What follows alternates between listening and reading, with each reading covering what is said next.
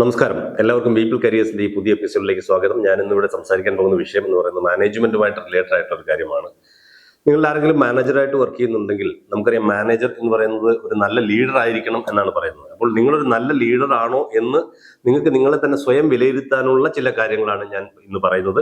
അതുപോലെ തന്നെ ഏതെങ്കിലും ലീഡേഴ്സിന്റെ അണ്ടറിൽ അല്ലെങ്കിൽ മാനേജേഴ്സിന്റെ അണ്ടറിൽ വർക്ക് ചെയ്യുന്ന എംപ്ലോയി ആണ് നിങ്ങളെങ്കിൽ നിങ്ങളുടെ മാനേജർ എത്രത്തോളം നല്ലൊരു ലീഡർ ആണ് എന്ന് നിങ്ങൾക്ക് മനസ്സിലാക്കാനും കൂടിയുള്ള ചില സംഗതികളാണ് ഞാൻ ഇന്ന് ഇവിടെ ഡിസ്കസ് ചെയ്യുന്നത്.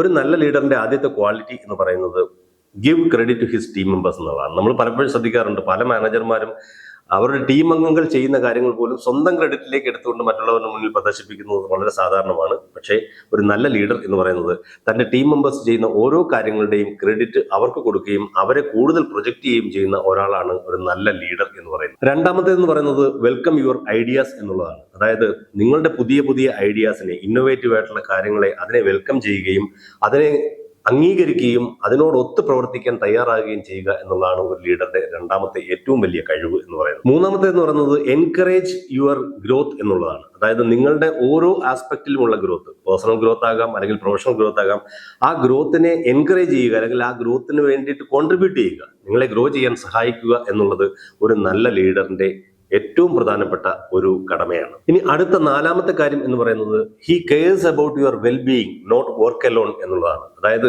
ചില മാനേജർമാരെ നമ്മൾ കണ്ടിട്ടുണ്ട്. ആ മാനേജർമാർ എന്ന് പറഞ്ഞു കഴിഞ്ഞാൽ ജോലി, അത് അസൈൻ ചെയ്തിരിക്കുന്ന ജോലി, വർക്ക് എങ്ങനെയെങ്കിലും ചെയ്യിപ്പിച്ചെടുക്കുക എന്നുള്ളതാണ്. ആ എംപ്ലോയിയുടെ വെൽബീയിങ് അല്ലെങ്കിൽ ആ എംപ്ലോയിയുടെ അവസ്ഥ എന്താണ്, മാനസികാവസ്ഥ എന്താണ്, അയാൾ എന്തെങ്കിലും പ്രശ്നം ഫേസ് ചെയ്യുന്നുണ്ട്, ഇതൊന്നും അവർ അഭിമുഖീകരിക്കാനോ അല്ലെങ്കിൽ അതിനെപ്പറ്റി കേൾക്കാനോ ഒന്നും തയ്യാറല്ല.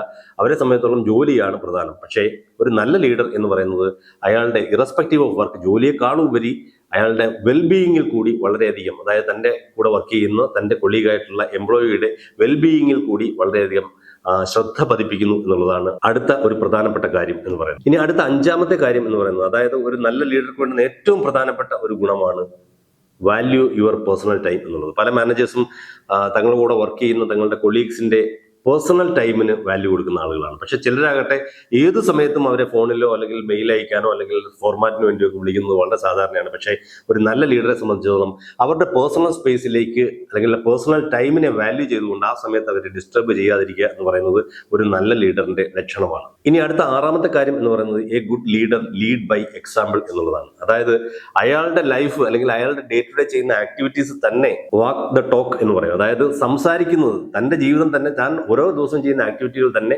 മറ്റുള്ളവർക്ക് ഒരു മെസ്സേജ് ആയിട്ട് കൊടുക്കുക. അതായത് തന്റെ പ്രവൃത്തിയിലൂടെ മറ്റുള്ളവർക്ക് ഒരു വഴി കാണിച്ചു കൊടുക്കുക എന്നുള്ളതാണ്. That is lead by example. അടുത്തൊരു പ്രധാനപ്പെട്ട കാര്യം എന്ന് പറയുന്നത് make tough decision with compassion എന്നുള്ളതാണ്. അതായത് മാനേജേഴ്സായിട്ട് അല്ലെങ്കിൽ ലീഡേഴ്സായിട്ട് വർക്ക് ചെയ്യുന്ന ആളുകൾക്ക് എന്നും കൂടിയായിട്ട് വർക്ക് ചെയ്യാൻ പറ്റില്ല. പലപ്പോഴും ചില തീരുമാനങ്ങളൊക്കെ എടുക്കേണ്ടി വരും. ചിലപ്പോൾ അത് ടഫായിട്ടുള്ള ഡിസിഷൻസ്, ആ ടഫ് ഡിസിഷൻ എടുക്കുമ്പോഴും അനുകമ്പയിൽ അധിഷ്ഠിതമായിട്ടുള്ള, അതായത് അയാളെ മാക്സിമം ഹെൽപ്പ് ചെയ്യാൻ പറ്റുന്ന രീതിയിലുള്ള ഒരു ഡിസിഷൻ എടുക്കുക എന്നുള്ളതും ഒരു ലീഡറെ സംബന്ധിച്ച് വളരെ ഇമ്പോർട്ടൻ്റ് ആണ്. അപ്പോൾ ഒരു മാനേജറിൽ നിന്ന് ലീഡറിലേക്കുള്ള യാത്ര, മാനേജിങ് ടു ലീഡിങ് എന്ന് പറയുന്ന യാത്രയിൽ ഈ 7 കാര്യങ്ങൾ വളരെയധികം ഇമ്പോർട്ടൻ്റ് ആയിട്ടുള്ള കാര്യങ്ങളാണ്. മറ്റൊരു എപ്പിസോഡിൽ വീണ്ടും കാണാം. Thank you so much.